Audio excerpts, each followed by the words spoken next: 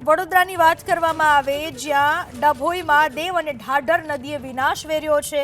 ડભોઈ તાલુકાના 17થી વધુ ગામોમાં પાણી ફરી વળ્યા। પલાસાવાડા, રાજલી, ભીલપુરા ગામો પ્રભાવિત થયા તો અંગુઠન, મગણપુરા, બંબોજ ગામ નદીના પાણીથી પ્રભાવિત થયા છે। કરજણના માનપુર ગામમાં ઢાઢર નદીના પાણી ફરી વળ્યા। ધારાસભ્ય શૈલેષ મહેતા પહોંચ્યા અસરગ્રસ્ત વિસ્તારમાં તો ધારાસભ્ય અક્ષય પટેલે કરી અસરગ્રસ્ત વિસ્તારની મુલાકાત। વડોદરાના ડભોઈમાં દેવ અને ઢાઢર નદીએ વિનાશ વેર્યો। ડભોઈ તાલુકાના 17થી વધુ ગામોમાં પાણી ફરી વળ્યા છે।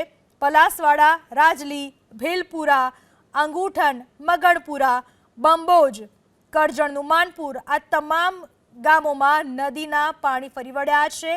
ધારાસભ્ય શૈલેષ મહેતા અને અક્ષય પટેલે કરી અસરગ્રસ્ત વિસ્તારની મુલાકાત।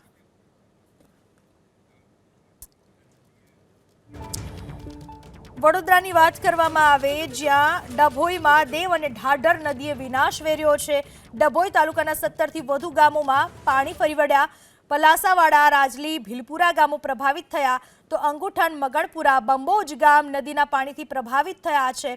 કરજણના માનપુર ગામમાં ઢાઢર નદીના પાણી ફરી વળ્યા। ધારાસભ્ય શૈલેષ મહેતા પહોંચ્યા અસરગ્રસ્ત વિસ્તારમાં તો ધારાસભ્ય અક્ષય પટેલે કરી અસરગ્રસ્ત વિસ્તારની મુલાકાત। વડોદરાના ડભોઈમાં દેવ અને ઢાઢર નદીએ વિનાશ વેર્યો। ડભોઈ તાલુકાના 17થી વધુ ગામોમાં પાણી ફરી વળ્યા છે। પલાસવાડા, રાજલી, ભીલપુરા, અંગુઠન, મગણપુરા, બંબોજ, કરજણનું માનપુર આ તમામ ગામોમાં નદીના પાણી ફરી વળ્યા છે।